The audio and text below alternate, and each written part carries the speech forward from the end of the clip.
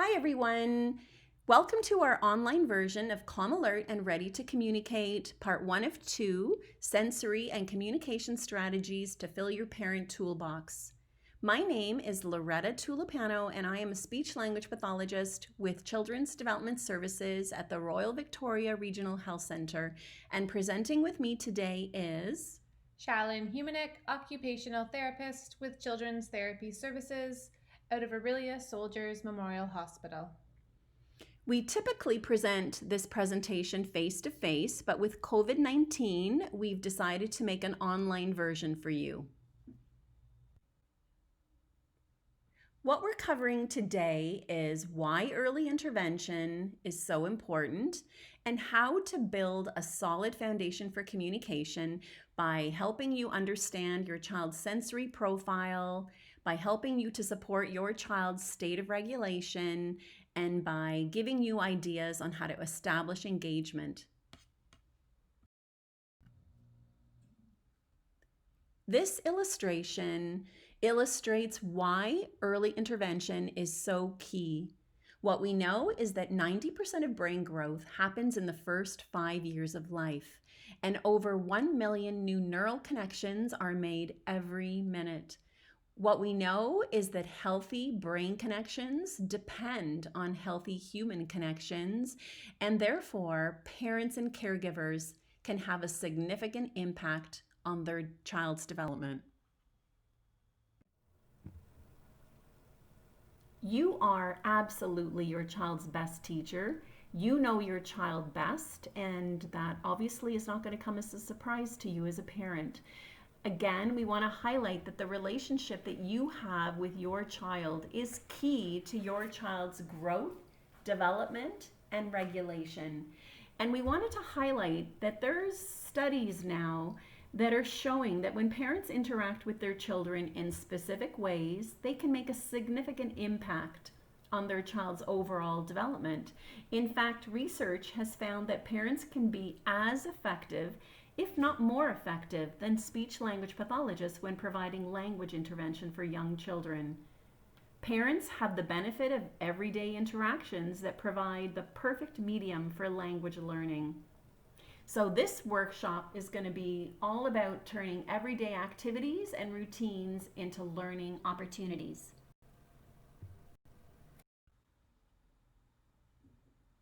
As indicated earlier, your child learns best in everyday routines and activities. You'll notice the appearance of a toolbox on this slide. The purpose of the toolbox is to let you know that we're introducing you to a strategy that we would like you to try.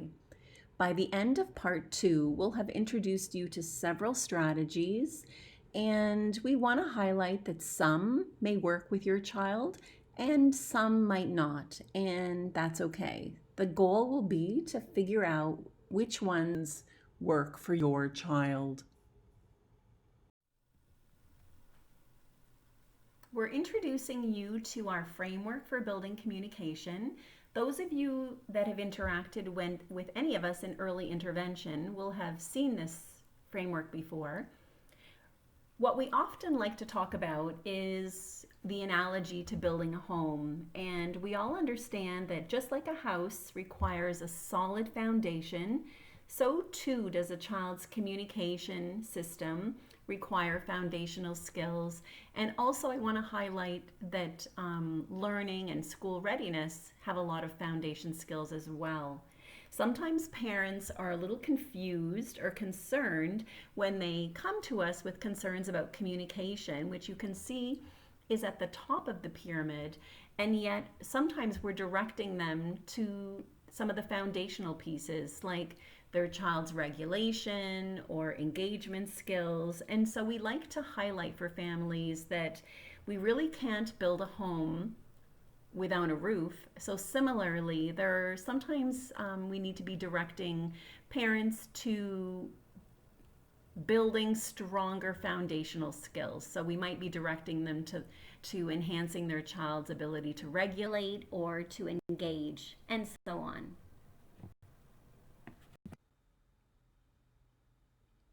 The following link introduces you to a lovely video that illustrates the pyramid. We're going to invite you to copy and paste this link into your browser and view it. This video is a great illustration of a little guy who starts off quite dysregulated in his home. His mother applies some sensory strategies, and within seconds, you watch this little boy become more regulated. And as he becomes more regulated, he begins engaging with his mom, sharing enjoyment with his mom, and communicating.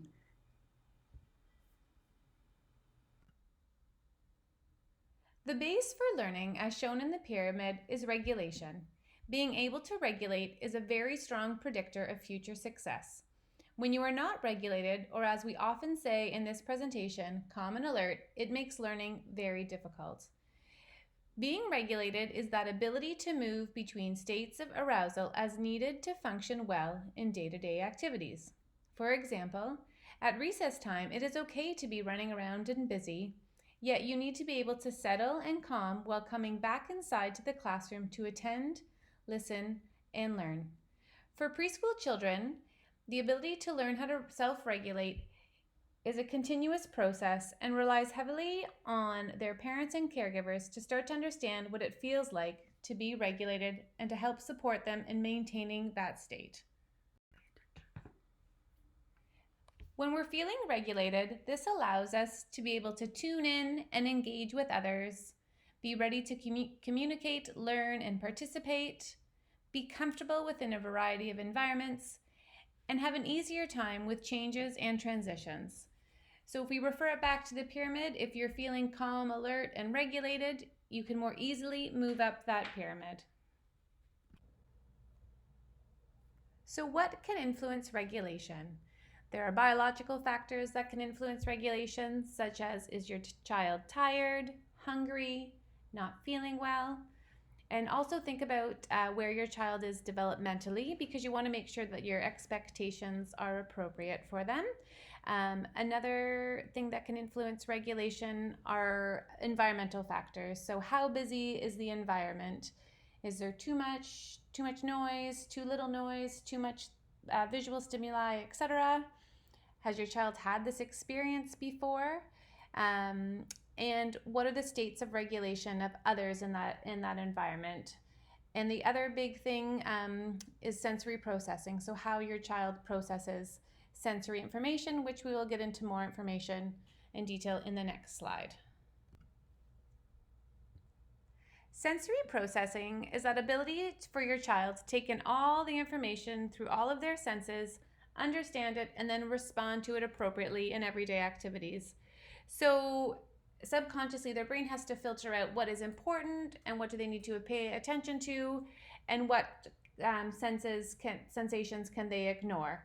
And the ability to efficiently process sensory information continues to develop throughout the preschool years, and this is a strong factor that influences regulation. What is included in our senses? So we all are familiar with the 5 senses of touch, sight, sound, smell, and taste. And there's 2 other senses that are a key factor, and that is proprioception, or body awareness. And for that, you have receptors in your tendons and joints that send messages back to your brain to let you know where your body is in space. So that sense, if you were to close your eyes and put your arm out to the side, you would know where your arm is in space without seeing it. The other sense that we often use and talk about is your vestibular sense, or your movement and balance sense. And that is in relationship to your inner ear canals. Kids do well if they can. What we see as behaviors is usually them trying to communicate something to us. The ability to self-regulate continues to develop throughout the early years, and therefore they may not have the skills to draw on to independently maintain the appropriate state of regulation and arousal. As mentioned earlier, different states of regulation and arousal are needed at different times throughout the day. For example, your child needs to be calm and quiet when settling down for bedtime or nap time, whereas at recess, your child may be in a more energetic, excited state of arousal. And again, remember there are many other factors, such as those biological factors, that can influence regulation.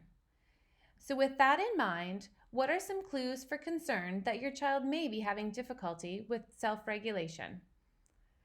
Are they having difficulty maintaining the needed state to complete an activity? Are they having difficulty soothing and calming when upset? Do they appear to be having extreme reactions to certain situations? Are they having difficulty transitioning between activities? Or maybe they're having difficulty achieving the state needed to allow for learning and interacting. The first character we'll talk about is Eeyore. He is that lethargic, slow moving, unmotivated, doesn't show a lot of affect or emotion character from Winnie the Pooh. And there are kids who very much have a sensory profile like Eeyore. We classify them as the under-responsive or low arousal kiddos. So when we say under-responsive, we basically mean that the sensory information coming in through their body is just kind of not enough for them to register it.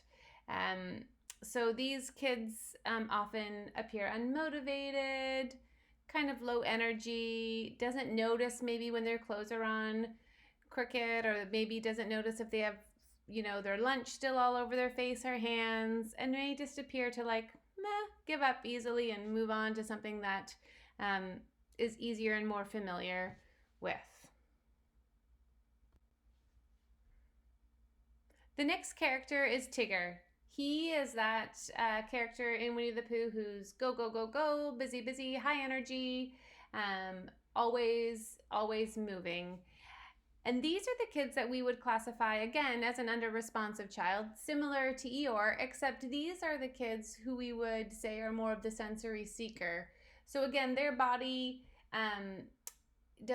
doesn't appear to register sensory information the same as, say, somebody else, and their body needs more of that sensory information than what you would think in order for their bodies to register it and respond to it. So these are the kids that we often see that are often easy to pick out in a daycare or classroom setting, because these are the kids who are, having a really hard time sitting still at circle time on the carpet. They're often the kids that have difficulty kind of understanding that personal space. They're the ones who love to run, jump, climb, crash, bang into things. They have a high activity level. They never seem to get tired. Maybe they're smelling and mouthing a lot of things still, and they're often the ones who are the big risk takers. Finally, the last character is Rabbit, who is on the other end kind of the spectrum of sensory processing, sensory profiles. He's more of that over responder, basically meaning that even the littlest bit of sensory information, he can have a big response to. So these are those kids that we can kind of categorize as over responders, who are the ones who don't like movement. They don't like having their feet up off the ground. They're really not wanting to, walk on uneven surfaces, or maybe not jumping down off a surface. They're the ones who maybe really don't like having tags in their clothing, or the seam on their socks really bothers them.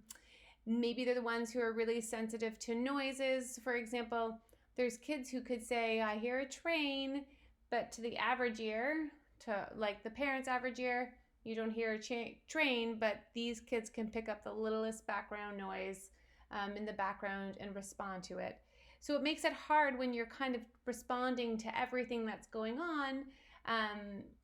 It can affect you in your state of regulation, because your response just might overpower your ability to kind of tune out some of that information. Now that we have chatted about different sensory profiles, this pendulum is to illustrate that your child can move through different states of regulation throughout the day. The Winnie the Pooh character is the character that we use to represent the calm, alert, and ready to learn state. Again, remember that kids move throughout different states of regulation throughout the day, depending on what is happening within themselves, so all of those biological factors, and also depending on what is happening within their environment. The goal is for the child to receive the right input and support at the right time to achieve the right state of regulation needed for that moment. So just stop for a minute and think about, is there one character that typically fits your child? Again, knowing that you can move between the different states, but is there one that kind of stands out to you as typically your child more often than other times? So is your child over responsive like Rabbit? Are they that low arousal under responsive kiddo like Eeyore? Or do they tend to be more of that sensory seeker, Tigger like character? And just think about what character they might be, what they might fit best as we move through, because now we're going to move into some strategies from a sensory perspective. So, key sensory principles to support regulation. Again, there's the toolbox. So, these slides moving forward, many of them are going to have that toolbox. So, they're kind of strategies you can put in your toolbox to try with your child. As we move into talking about sensory principles that support regulation, I want you to continually think about co-regulation. Children are still learning that ability to self-regulate throughout the preschool years and continue to rely heavily on parents and others on how to manage and regulate. So children respond to the state of regulation of parents and caregivers, as well as they learn how to regulate by watching what their parents and caregivers do. Therefore, if your child is upset or you're trying to calm or regulate your child, be mindful of your state of regulation. So if your child is upset, try to take maybe some slow, deep breaths. Keep your language to a minimum, as this is not a teachable moment when they're upset. Maybe slow your voice down, speak softly, and just try to get down to their level just to let them know that you are there for them. Once they calm, then you can move into that teachable moment. So typically for those, Eeyore-like kiddos, those under-responsive, low arousal child, you want to engage them in alerting activities. So basically to brighten them up, get them kind of in that sweet Winnie the Pooh spot so that they're ready to learn. So any activity with intensity, complexity, or unexpectedness can really help kind of perk them up. So anything really cold, quick movement, bouncing, riding wheeled toys or push toys, any kind of big active movement games, anything like that. Now, please note that you do need to be mindful, because sometimes if you do too many of these activities, you can miss that sweet spot and kind of put them into overload or shutdown, which then results in a meltdown or a behavior. So it's finding that right balance. And often these are the activities that you'd want to do before, say, sitting at a table to learn, or say before, maybe even sitting at the table to eat. These typically are not the kind of activities you want to do right before bed because you want them to go to bed. So you don't want to perk them up and then have a hard time sleeping. So the next ones are the calming activities, which really tend to be used for those over-responsive, rabbit-like child. So the ones that seem to overreact or be really aware of things happening around them and in their background. So calming activities are kind of anything with repetition and familiarity. So what does that include? So that often includes rocking, linear swinging, anything kind of sucking through a straw. Sometimes kids really like to kind of go into a little quiet spot. These are nice activities. If you think about what you did with your child when they were an infant to help calm them, these are very, very similar type of activities that you can provide to your child throughout the day.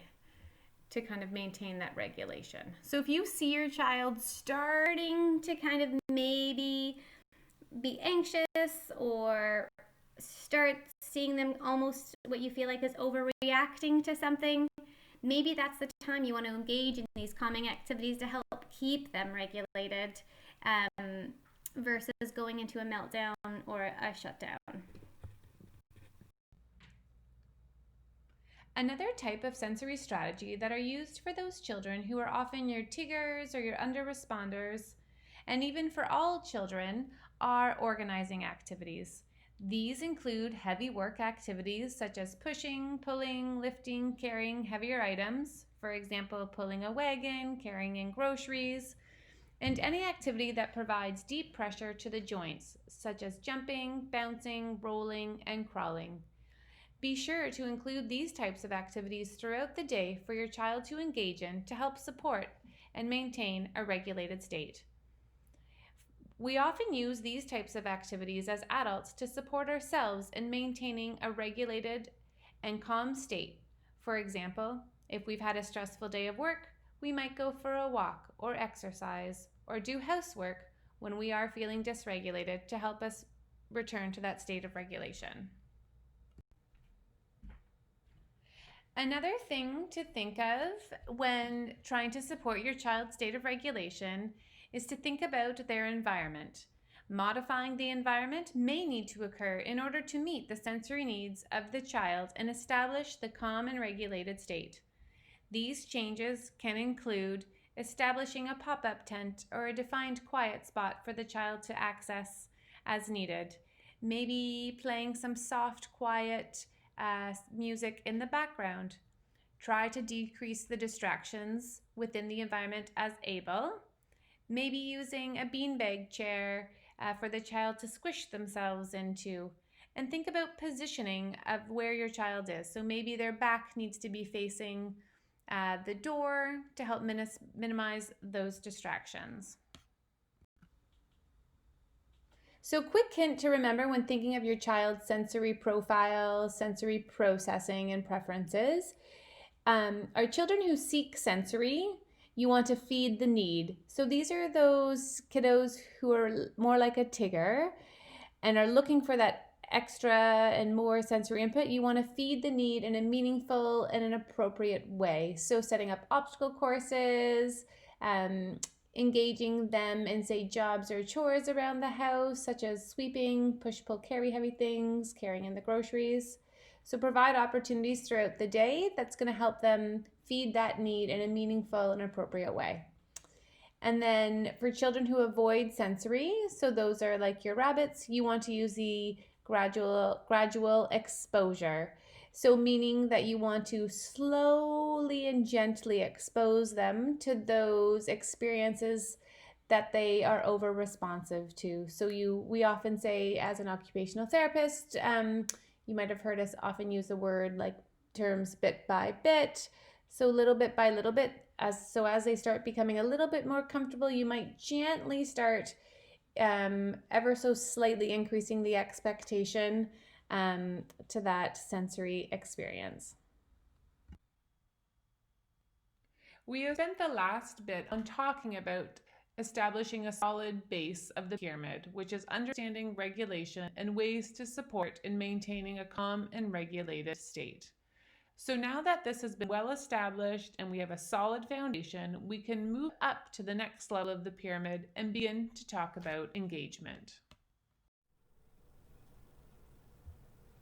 So now that we've talked about getting calm and alert, the next skill, foundational skill that we want to highlight and talk about is the ability to engage and interact with another person. Obviously, this is a really critical skill, and while parents are really keen to work on their child's talking skills, it's really, really important that we highlight that this is an important foundational skill, because if you think of two people communicating, or if you think of communication in general, communication doesn't tend to happen between people who aren't engaging with one another. So if we're interested in working on communication, we really need to be working on a child's ability to engage. You'll see the toolbox on this slide. So yes, we're going to be chatting with you about some strategies. To establish engagement, I think it makes a lot of sense that we need to get face to face or eye to eye with a child. And the other strategy is observing what is the child interested in. We're going to talk for a minute about why getting eye to eye and at a child's level is so critical. From a parent's point of view, when a parent is eye to eye with their child, they're able to notice how is their child feeling, what are they looking at, what are they interested in. A child can be delivering very subtle attempts to communicate, and if a parent is not face to face, they might miss those interactions. Similarly, a child is benefiting tremendously from observing their parents' facial cues or another adult's facial cues. We all know that we deliver a tremendous amount of information via nonverbal means, such as our facial expressions, our tone of voice, and when children are face to face with adults, they start to learn exactly what do those facial expressions mean. The next strategy for your toolbox is the wait strategy. And you might be surprised to learn that we think this is one of the most difficult strategies actually to implement. And the reason for this, I think, is we're just really not comfortable with silence in our culture. So we need to get comfortable with a little bit of silence. In order to cue your child to take his first turn, we need to get down face to face. We need to observe what they're doing and lean forward with your body, smile expectantly so that it's really clear non-verbally that you would really like for your child to take a turn. Once your child has taken their first turn, you're going to respond immediately, thereby hoping to begin a volley of serves that we refer to as a serve and return interaction. The next thing for a parent to think about is avoiding helping too soon. As parents, we're really good at anticipating our children's needs, and so we often jump in too soon. So let's imagine that your child is struggling to zip up the zipper on their coat. Rather than just jumping in, what we're asking that you do is that you get down to the child's level, you get face to face, you lean forward expectantly, hoping that your child is going to, in some way, cue you for help, even if it's eye contact. So then you would jump in and model what you would like them to say, which might be help. And the last thing to discuss is that the gift of waiting often is that it will cue eye contact in your child. You might wonder, what is a people game? The Hannon Center has coined the term people game to refer to games essentially that are played with people. So the characteristics of a people game are that there are no toys and it's the child and another person. The other characteristic is that they be structured, predictable, repetitive, and of course fun. If the people game is not fun for the child, then it's obviously not going to be effective. We just want to highlight for you that if a child's really struggling to engage, you'll really want to consider what a child's sensory preference is. So for example, if a child's sensory preference is that he loves running, then you might want to think about some people games that would incorporate running. So for example, perhaps doing a chase game and so on. We've included a series of people games for you here, and we want to acknowledge that yes, most of these are musical, and there is a group of children that do not enjoy singing. So all good. If your child happens to be one of those children who does not like singing, there are plenty other people games that you can play, like chase and tag, and your speech and language pathologist or occupational therapist could definitely give you some ideas if you're unsure. But remember, people games are those games that we play with people. Next, we're going to review what a recipe is for doing a people game.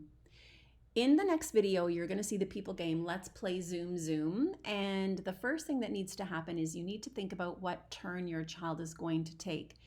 In this people game, Let's Play Zoom Zoom, Mom has decided that her son's turn is to put his arms up, but you'll see that this is a game that they've played many, many times. And so Levi is able to take his turn quickly. Step 1, you're going to always say the same words and actions. So let's play Zoom Zoom while gesturing Zoom. So the gesture for Zoom is sliding hands together. The next step in the recipe is for you to always say and do exactly the same thing every time that you play. We've already talked about how step 3, you need to plan your child's turn. And when you watch Levi, his arms up is his turn. And the next step is that you need to cue the child for his turn. So cueing often means you're going to wait, you're going to lean forward expectantly so that the child knows that he's being expected to take a turn. And if he does, yay. And if he doesn't, that's okay. You're going to keep going. Again. What? Do it again. Ready, Levi? Come here. Let's do Zoom Zoom. Zoom Zoom Zoom, we're going to the moon. Zoom Zoom Zoom, we're going to the moon. If you wanna take a trip, climb aboard my rocket ship. Zoom Zoom Zoom, we're going to the moon. In 5, 4, 3, 2, 1. Blast off! Good job. So one of the last things that we want to talk with you about is a little bit of homework. So obviously we're not able to get together with you, but so we're going to review what you might try doing at home in addition to, all the strategies that we've talked about. We're going to suggest that you pick a song or pick a game. And again, we want you to think about how are you going to start the game. You're going to plan your script. So in this case, we had talked about let's play Zoom Zoom while gesturing, sliding your hands together. You're going to plan the script. So what are you going to say? What are you going to do? Think about what a realistic turn is for your child. It might be a gesture. It might be eye contact. Maybe it's a word. Maybe it's a couple of words. And how are you going to cue your child to take his turn? So we've talked a lot about that waiting and an expectant wait to cue. So obviously your child's not going to know to chime in with his turn right away. This is something that's going to happen when you do it over and over again. Again, you're going to want to be thinking about your child's sensory preference. We've given some other ideas, but for the child who loves to spin, you could come up with a people game where the child you're spinning him perhaps in a swivel chair. Back to the framework for building communication. So we've talked about in this workshop, Shallon's talked a lot about working on getting your child calm and alert. We've talked about how critical it is that your child engages and interacts with you. And then, of course, the ability to take turns back and forth is critical because that's really the foundation of having a conversation with you. And then the top of the pyramid or the top of the house is that working on communication or any other school readiness skill. So next time in our next video, we're going to be talking a lot more about communication and incorporating regulation strategies into activities of daily learning. Before we meet again virtually, of course, we're hoping that you'll be able to explore and practice some of the sensory strategies that we've included. We're hoping that you'll be able to give some people games a shot. And we wanted to highlight that if you're struggling with some of the content, or you have any questions or concerns, please contact the occupational therapist or the speech and language pathologist that you're working with. And you can see we've included a little bit of an agenda for what we're hoping to cover next time. So we look forward to chatting with you next time.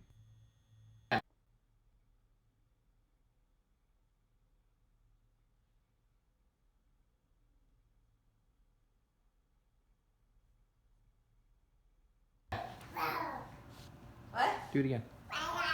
Ready, Levi? Come here. Let's do zoom, zoom.